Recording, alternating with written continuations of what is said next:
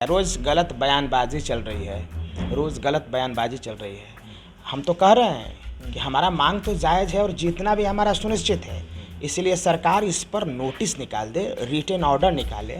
माननीय आदरणीय अपर मुख्य सचिव महोदय से मेरा नम्र निवेदन है कि इस पर लेटर निकाल करके और सीधे एक लाइन तो लिखना ही है कि हम विज्ञापन का पालन करेंगे। और तो कुछ है ही नहीं, खाली विज्ञापन का पालन कर दीजिए, संविधान का पालन कर दीजिए, विज्ञापन के चयन प्रक्रिया का पालन कर दीजिए। विज्ञापन के चयन की प्रक्रिया में जो आपने बदलाव की सिफारिश की है परीक्षा परिणाम के बाद, उसको वापस ले लीजिए। बस इतना ही मैं मांग रहा हूँ। इतना आप मान लेंगे तो मामला सब खत्म हो जाएगा। कोई शौक नहीं है लाठी खाने का।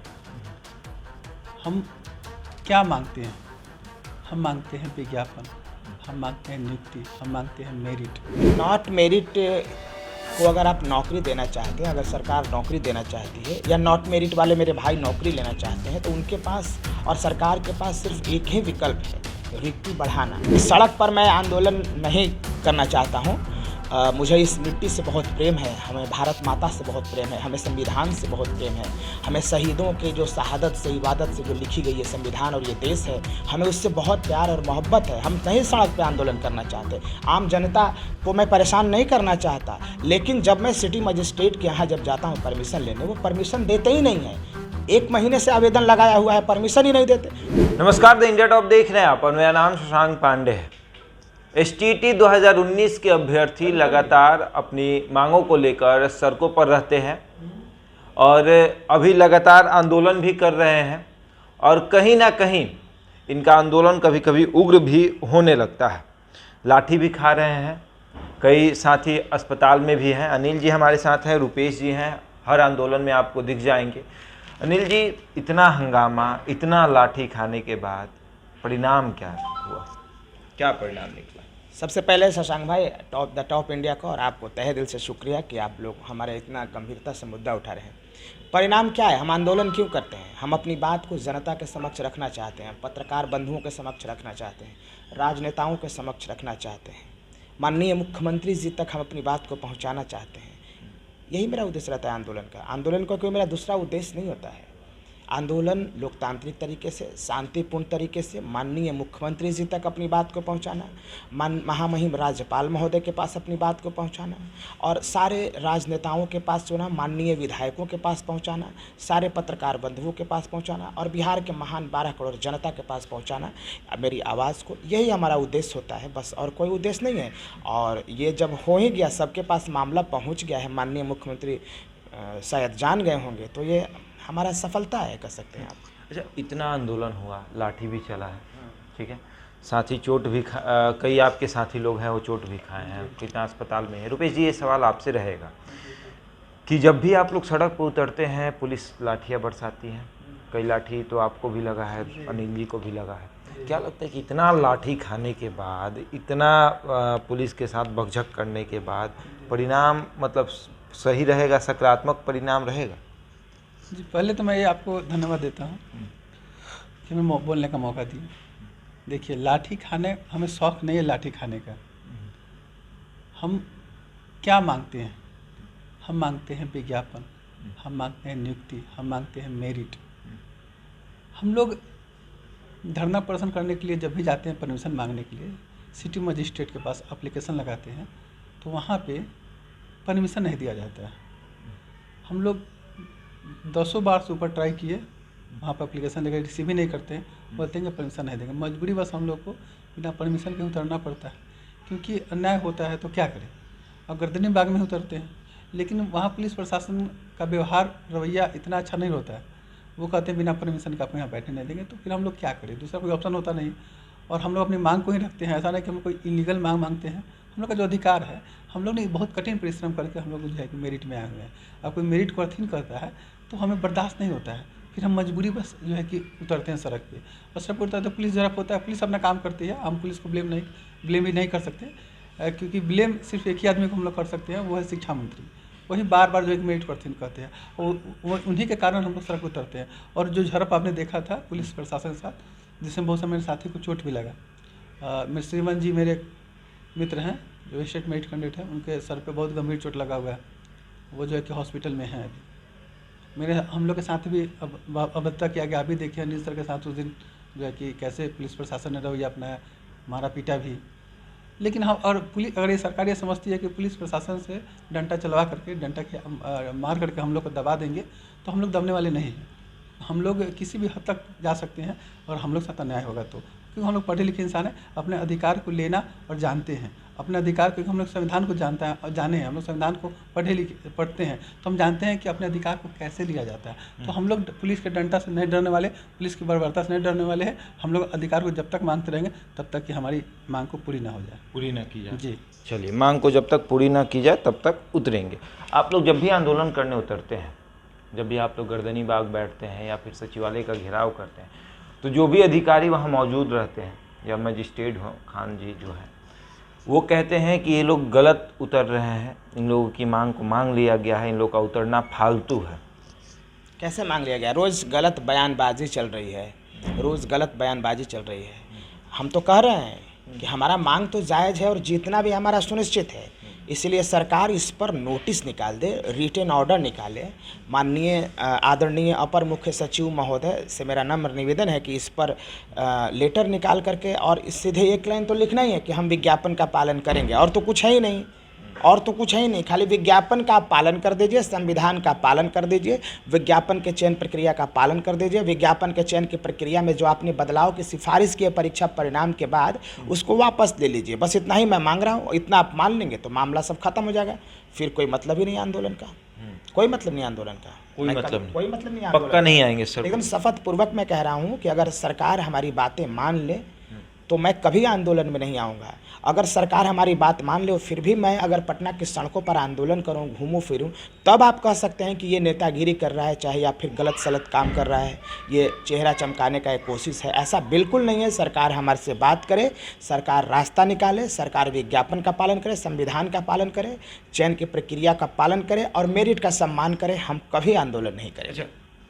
आप लोग आंदोलन करने के बाद, इतना सब कुछ होने के बाद, आप लोग नेता प्रतिपक्ष तेजस्वी यादव से मिलने गए थे। तेजस्वी यादव ने आप लोगों से मुलाकात भी की है और आश्वासन भी दिया है। क्या लगता है कि तेजस्वी यादव जब आपके मामले में आएंगे तो आज विधानसभा सत्र भी चल रहा है, आपका मुद्दा उठेगा वहाँ पर? जी, हमें विश्वास है जी कि लोकतंत्र में विश्वास करने वाले हम लोग हैं। हमें विश्वास है कि नेता प्रतिपक्ष हमारे मुद्दा को विधानसभा में उठाएंगे, क्योंकि विधानसभा लोकतंत्र का मंदिर कहा जाता है। वहाँ पे पक्ष और विपक्ष दोनों का उतना ही महत्व है लोकतंत्र में। तो फिर हमें तो उम्मीद ज़रूर है कि वो हमारे मुद्दे को अच्छे तरह से उठाएंगे और मेरिट के पक्ष में उठाएंगे, क्योंकि वो भी जानते हैं कि बिहार के विकास में एक शिक्षक का कितना योगदान होता है। और बिहार का विकास तभी होगा जब शिक्षक विद्यालय में उपलब्ध होंगे, तभी विकास हो सकता है। तो हमें पूरी उम्मीद है कि वो हमारी बातों को उठाएंगे। पूरी उम्मीद है जी। आपने कहा कि शिक्षा मंत्री अगर पेपर पर लिख के दे दें तो आप आंदोलन नहीं करेंगे, विज्ञापन का पालन हो, मेरिट वालों की नौकरी हो, ऐसा लिख के दे दो एक पेपर पर। अगर ऐसा शिक्षा मंत्री लिखते हैं तो नॉट मेरिट वाले कहाँ जाएंगे? देखिए, नॉट मेरिट को अगर आप नौकरी देना चाहते हैं, अगर सरकार नौकरी देना चाहती है, या नॉट मेरिट वाले मेरे भाई नौकरी लेना चाहते हैं, तो उनके पास और सरकार के पास सिर्फ एक ही विकल्प है, रिक्ति बढ़ाना। इस विज्ञापन का सार था रिक्ति बराबर रिजल्ट, और रिक्ति 30,675 अभ्यर्थी हो गए। अगर अब आगे रिक्ति बढ़ेगा तो फिर नॉट मेरिट वाले मेरिट में ऑटोमेटिकली आ जाएंगे। तो मैं तो कह रहा हूँ, तो दो बातें हैं, या तो सरकार रिक्ति बढ़ा के नॉट मेरिट को भी समावेश कर ले, और नॉट मेरिट वाले भाइयों से हैं कि आप सरकार से रिक्ति बढ़वा करके अपने आप को समावेशित करवाइए। ये कॉलम वॉलम हटाने से कोई मामला हल होने वाला नहीं है। कॉलम हटाने से मामला हल हो जाएगा? कॉलम हटाने से नौकरी हो जाएगा? कॉलम हटा देने से रोटी कपड़ा और मकान मिल जाएगा? बेवकूफ़ वाली बात करते हैं ये, इनका मांग ही गलत है। पहले सर्टिफिकेट की मांग कर रहे थे, अब सर्टिफिकेट मिल गया तब कॉलम हटाने की बात कर रहे हैं। अब कॉलम जब अगर मान लिया जाए कुछ हो जाए तो फिर अब ये नौकरी की मांग करेंगे। अरे तो डायरेक्ट नौकरी की मांग करो ना रे भाई, ये घुमा फिरा के कान क्यों पकड़ रहे हो आप सीधे बोलो रिक्ति बढ़ाओ। विज्ञापन के अनुसार आपने फॉर्म भर के जब रिक्ति के बराबर रिजल्ट हो गया तो आप उसमें परिवर्तन करवा ही नहीं सकते, संभव नहीं है, इसलिए रिक्ति बढ़ा दे सकते हैं। आप बार बार कहते हैं विज्ञापन का पालन, ठीक है। नॉट मेरिट वाले कहते हैं, जो अपने आप को क्वालिफाइड भी कहते हैं, वो लोग कह रहे हैं कि विज्ञापन में बहुत बार बदलाव हो चुका है। ऐसा है क्या? कहाँ पर ऐसा बदलाव हो गया? कहीं नहीं ऐसा बदलाव हुआ। उन्होंने कहा कि कहीं नहीं, विज्ञापन में लिखा था कि एग्ज़ाम 2 बार होगा, रिजल्ट 2 बार आएगा। गलत बात है वो सरासर गलत है। देखिए, सबसे पहले आपने फॉर्म भरा विज्ञापन के आधार पर, ध्यान से सुन लीजिएगा शशांक भाई, आपने विज्ञापन के आधार पर फॉर्म भरा, 500 रुपया दिया, इसके बाद एग्ज़ाम दिया, एग्ज़ाम में धांधली हुई, परीक्षा रद्द हो गया। इसमें कोई उल्लंघन नहीं है, परीक्षा में अगर धांधली हो जाए तो एग्ज़ाम रद्द होना ये स्वाभाविक सी बात है, ठीक है। ऐसा तो नहीं किया हुआ है कि धांधली से परीक्षा हो गई विज्ञापन में। अब सुनिए, जब परीक्षा ऑनलाइन की बात आई कि परीक्षा ऑनलाइन मोड में होगा, परीक्षा में नॉर्मलाइजेशन होगा, तब सभी अभ्यर्थियों को ये शर्त दिया गया था कि क्या आप ऑनलाइन एग्जामिनेशन के शर्तों को मानते हैं, क्या आप नॉर्मलाइजेशन के शर्तों को मानते हैं। मेरी बात को आप समझ रहे हैं। जब सभी अभ्यर्थियों ने यस बोला था तब जाकर के वो ऑनलाइन एग्जामिनेशन में पार्टिसिपेशन हुआ, वो भागीदार बने। तो फिर वायलेशन कैसे हुआ जब सरकार एग्ज़ाम ऑनलाइन ले रही थी। दूसरी बात ये कि विज्ञापन में कहीं भी ये नहीं लिखा हुआ है कि एग्जामिनेशन ऑनलाइन होगा कि ऑफलाइन होगा। आप देख लीजिए ना, विज्ञापन कहीं नहीं है कि ऑनलाइन ऑफलाइन, एग्जामिनेशन सरकार लेगी। तो एग्जामिनेशन ऑफलाइन पहले लिया, फिर ऑनलाइन लिया। तो ऑनलाइन में आपने सहमति दिया ना, आप क्यों आपने सहमति क्यों दिया। ऑनलाइन की जब बात हुआ था, नोटिस निकला था, आपको सीधे हाई कोर्ट जाना चाहिए था कि ऑनलाइन पे स्टे हो, ऑनलाइन एग्जाम हम नहीं देंगे। फिर नॉर्मलाइजेशन की बात हुई, आपने क्यों उसको यस बोला, आपने टर्म्स एंड कंडीशन को स्वीकार क्यों किया। आपको हाई कोर्ट जाना चाहिए था, नॉर्मलाइजेशन को रुकवाना चाहिए था, ऑनलाइन एग्जामिनेशन को रुकवाना चाहिए था। तो आप स्वीकार कर रहिए, और जब मेरिट में नहीं आए तब सब कुछ गड़बड़। पहले अंगूर तोड़ने की बहुत कोशिश किए, लेकिन जब अंगूर नहीं मिला तो अंगूर खट्टे हैं। वो लोमड़ी वाली कहानी, क्या बात है, ये मजाक का पात्र बन गए अपने आप में। आंदोलन करने के लिए सड़क पर ही क्यों आते हैं। आंदोलन करने के लिए बना हुआ है, जगह बना हुआ है, वहाँ पर आप परमिशन लीजिए, आंदोलन करिए। नहीं, सड़क पर मैं आंदोलन नहीं करना चाहता हूँ। मुझे इस मिट्टी से बहुत प्रेम है, हमें भारत माता से बहुत प्रेम है, हमें संविधान से बहुत प्रेम है, हमें शहीदों के जो शहादत से, इबादत से जो लिखी गई है संविधान और ये देश है, हमें उससे बहुत प्यार और मोहब्बत है। हम नहीं सड़क पे आंदोलन करना चाहते, आम जनता को मैं परेशान नहीं करना चाहता। लेकिन जब मैं सिटी मजिस्ट्रेट के यहाँ जब जाता हूँ परमिशन लेने, वो परमिशन देते ही नहीं है। 1 महीने से आवेदन लगाया हुआ है, परमिशन ही नहीं देते। तो परमिशन नहीं देते हैं तो क्या मैं अपनी आवाज़ नहीं उठाऊँगा। क्या ये देश केवल एक इंसान किसी एक की है, ये हम सब की है ना। तो हम आंदोलन करेंगे। तो इसीलिए परमिशन न मिलने की वजह से मुझे सड़क पर उतरना पड़ता है। अच्छा, आज विधानसभा सत्र चल रहा है, आपसे भी रहेगा, इनसे भी सवाल ये रहेगा। थोड़ी देर में बजट पेश हो जाएगा, बिहार का जो बजट है वो पेश होगा। उसके बाद शिक्षा मंत्री बोलेंगे, उसके बाद नेता प्रतिपक्ष बोलेंगे, सब लोग आज बोलेंगे। कोई सवाल करेगा, कोई उसका जवाब देगा। क्या लगता है कि विधानसभा सत्र में जो आज चल रहा है, बजट जो पेश होगा, उस पे शिक्षा का बजट क्या होगा और आपके अनुसार क्या होना चाहिए, और कौन कौन ऐसे नेता हैं जो आपकी बातों को रख सकते हैं। पहले थोड़ा आपके लिए थोड़ा सा समय, आपको थोड़ा सा समय इनको दिया जाए। वो तो मालूम, जब विधानसभा में जब पेश होगा तभी मालूम चलेगा कि शिक्षा के लिए कितना बजट दिया गया है इस बार। लेकिन हमें उम्मीद है कि इस बार जितने भी नए भर्ती जो हो रहे हैं इसके लिए बजट एलोकेट किया जाएगा, और हम लोग का भी इसमें होगा। क्योंकि हम इससे पहले हम लोग एप्लीकेशन दिया था, जा करके शिक्षा विभाग को हमने एप्लीकेशन दिया था कि जो हम लोग की बहाली होने वाली है, तो 30,665 मेरिट के जो अभ्यर्थी है, इनके लिए भी इस बजट में जो है कि प्रावधान किया जाए, पैसे का प्रावधान किया जाए। इसके लिए हमने एप्लीकेशन हमने भी दे दिया है शिक्षा विभाग में। ऐसे शिक्षा विभाग भी से मुझे मालूम जैसे चला कि हाँ, इसके लिए बजट बन रहा है। तो हमें तो विश्वास है कि वो इस बार बजट बनेंगे, और इस बार का बजट से हमें ज़्यादा विश्वास है क्योंकि बहुत सारी चीज़ बदलने वाले हैं। ये जो नियोजन इकाई जो भी है, इसको नियोजन इकाई के अलावा सेंट्रलाइज तरीक़ा से इस बार जो है कि फॉर्म फिलअप होगा, ऑनलाइन किया जाएगा। तो इस बार हमें उम्मीद है कि बहुत सारी प्रक्रिया चेंज होने वाली है। हम बेसब्री से हम इंतजार करें इस चीज़ का।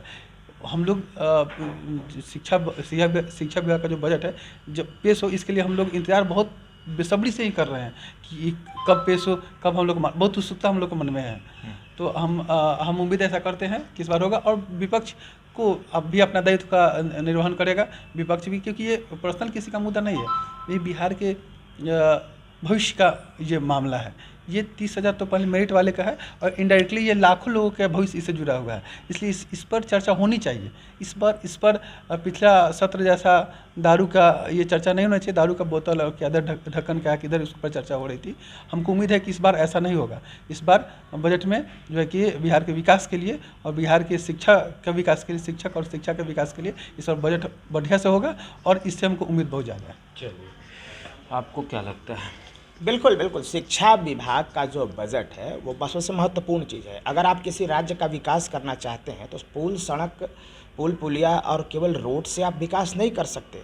ये विकास का एक पैमाना है, लेकिन इससे नहीं कर सकते। जब तक मानसिक रूप से हम मजबूत नहीं बनाएंगे इस बिहार को, विकास नहीं हो सकता। तो शिक्षा व्यवस्था में आपको बजट एलोकेट करना होगा। कहाँ करना होगा? सबसे पहले शिक्षकों की नियुक्ति में सभी पद को भर देने होंगे, नंबर 1। नंबर 2, भवन का निर्माण करना होगा। कहीं पे विद्यालय है में भवन नहीं है, सब जर्जर व्यवस्था में है, भवन बनाना होगा। तीसरा, प्रयोगशाला बनाना होगा, प्रयोगशाला सहायक को नियुक्ति करनी होगी। और इसके बाद लाइब्रेरी बनाना होगा, सारे पुस्तकालय बनाने होंगे। और फिर इसके लिए बहुत बढ़िया से मॉनिटरिंग सिस्टम बनाना होगा, जिस पे भी इंफ्रास्ट्रक्चर में स्टाफ की ज़रूरत होगी। और जब तक आप मॉनिटर नहीं करेंगे, टीचर्स आएंगे नहीं स्कूल में, पढ़ाएंगे नहीं, वो रहेंगे नहीं, तो केवल पेमेंट देने से काम नहीं चलने वाला है। तो इंफ्रास्ट्रक्चर पे बहुत बढ़िया से काम करना पड़ेगा। और 6,000 के लगभग उत्क्रमित उच्च विद्यालय हैं और उच्चतर माध्यमिक विद्यालय है, उसमें कहीं भी एक शिक्षक नहीं है। पूरे के पूरे 6,000 शिक्षक विहीन है। अवैध डिग्रियां बांटी जा रही है बिहार सरकार के द्वारा। तो सब जगह शिक्षक की कमी है और बहुत ही माने बजट, बहुत हेवी बजट की ज़रूरत होगी, और तभी आप बिहार को विकास के रास्ते पर ले जा पाएंगे। आगे की रणनीति क्या है, क्या योजना है आगे का? देखिए, आगे की योजना मैं स्पष्ट रूप से आपको शशांक भाई पहले भी बता चुका हूँ। संविधान का पालन हो, विज्ञापन का पालन हो। सरकार सरकारी विज्ञापन का पालन करे। सरकारी विज्ञापन STT 2019 के चयन की प्रक्रिया में परीक्षा परिणाम के बाद बदलाव न करे। जो भी मेरिट में आए हुए अभ्यर्थी हैं उनको सीधे आगे की प्रक्रिया में भेज करके जल्द से जल्द नियुक्ति पत्र दे और हम स्कूल एलोकेट करें, पहली बात। दूसरी बात, अगर सरकार ये नहीं करती है तो संविधान का उल्लंघन है, विज्ञापन का उल्लंघन है, और इसके लिए हमने कहा है कि हम जान की बाजी लगा देंगे। हमने तो कहा है स्पष्ट रूप से, हम रुकने वाले नहीं हैं। सड़क से लेकर के और जान की बाजी लगा देंगे, चाहे मामला आत्मदाह का हो या सामूहिक भूख हड़ताल का हो, अनशन का हो, या फिर कुछ भी हो। अगर सरकार अत्याचार करेगी तो हमने यहाँ तक कहा है कि हमारे लिए रास्ते खुले हैं। शहीद आजम का रास्ता होगा, उधम सिंह का रास्ता होगा हमारे। चलिए, तो रास्ते खुले हुए हैं। अगर विज्ञापन का पालन नहीं हुआ तो सड़क से लेकर सदन तक आवाज़ उठाएंगे। अब STT 2019 के अभ्यर्थी हैं, लगातार आंदोलन कर रहे हैं, पुलिस की लाठियां भी खा रहे हैं। आपने सुना क्या कुछ कह रहे हैं। ऐसे में आज बजट सत्र भी है और बिहार के उप मुख्यमंत्री तारकिशोर प्रसाद आज बजट भी पेश करेंगे। इनकी उम्मीद भी है कि शिक्षा पर ज़्यादा ध्यान दिया जाए इस बजट में, ऐसा कुछ उम्मीद है। देखने वाली बात होगी कि शिक्षा पर इस बार कितना बजट दिया गया है, कितना जो बजट में है कितनी जगह दी गई है शिक्षा को, ये भी देखने वाली बात होगी। ऐसे ही तमाम खबरों के लिए जुड़े रहे हमारे साथ और देखते रहें इंडिया टॉक।